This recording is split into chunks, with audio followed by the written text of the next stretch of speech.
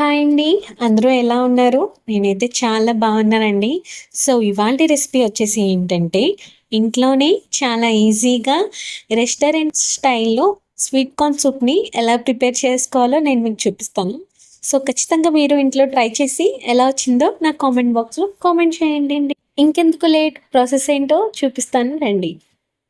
ఇక్కడ నేను ఒక మిక్సీ జార్‌లో 1 కప్ స్వీట్ కార్న్‌ని తీసుకుంటున్నానండి. ఆల్రెడీ బాయిల్ చేసి పెట్టిన స్వీట్ కార్న్ ఇది.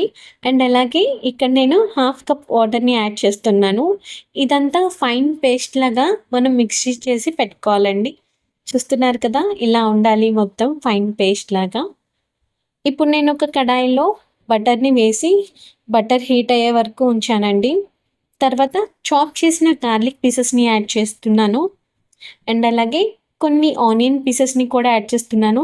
ఈ ఆనియన్స్ ప్లేస్‌లో మీరు స్ప్రింగ్ ఆనియన్స్‌నన్నా యాడ్ చేసుకోవచ్చు. ఇక్కడ నేను క్యారెట్‌ని కూడా యాడ్ చేశానండి. సో, మొత్తం ఇదంతా బటర్‌లో కలిసేలాగా మొత్తం ఫ్రై అయ్యేలాగా కలుపుకోవాలన్నమాట. ఇక్కడ మీరు క్యారెట్‌తో పాటు క్యాబేజ్‌ని కూడా యాడ్ చేసుకోవచ్చండి. నేనైతే ఇక్కడ క్యారెట్ ఒకటే యాడ్ చేస్తున్నాను. ఇంకొక హాఫ్ కప్ స్వీట్ కార్న్‌ని తీసుకోవాలన్నమాట. ఈ స్వీట్ కార్న్ కూడా మొత్తం అంతా ఆ బటర్‌లో కలిసేలాగా కలిపెట్టుకోవాలి.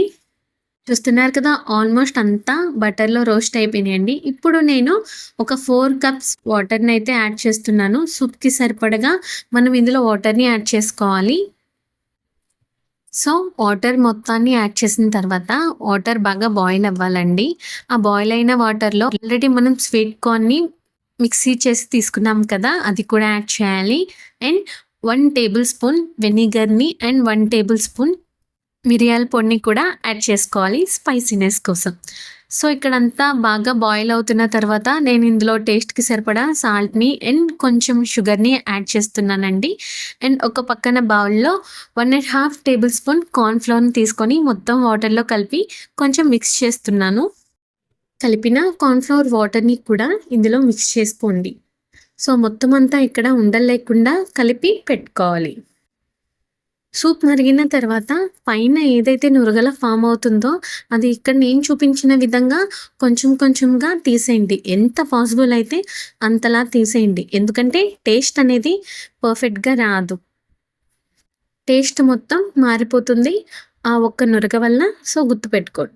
చూస్తున్నారు కదా! సూప్ అనేది మరీ పల్చగా కాదు, అలా అని మరీ చిక్కగా కాదండి. ఇక్కడ నేను చూపించే విధంగా సూప్ అనేది ప్రిపేర్ చేసుకోవాలి. సో, ఇలా ఉంటే పర్ఫెక్ట్ రెస్టారెంట్ స్టైల్‌లో మనం సూప్ ప్రిపేర్ చేసుకున్నట్లే.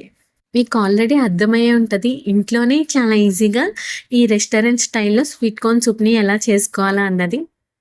బయట వాళ్ళు ఎవరైనా మీ ఇంటికొచ్చినప్పుడు చాలా ఈజీ రెసిపీ కాబట్టి ఇలా చేసి పెట్టండి. పక్కా మనం బయట రెస్టారెంట్ స్టైల్‌లో ఈ విధంగా చేస్తే మనం బయట నుంచి తెచ్చినట్టే నమ్మేస్తారండి. అందులో నో డౌట్. సో, ఇదొచ్చేసి ఫైనల్‌గా మనం ప్రిపేర్ చేసుకున్న స్వీట్ కార్న్ సూప్ అండి.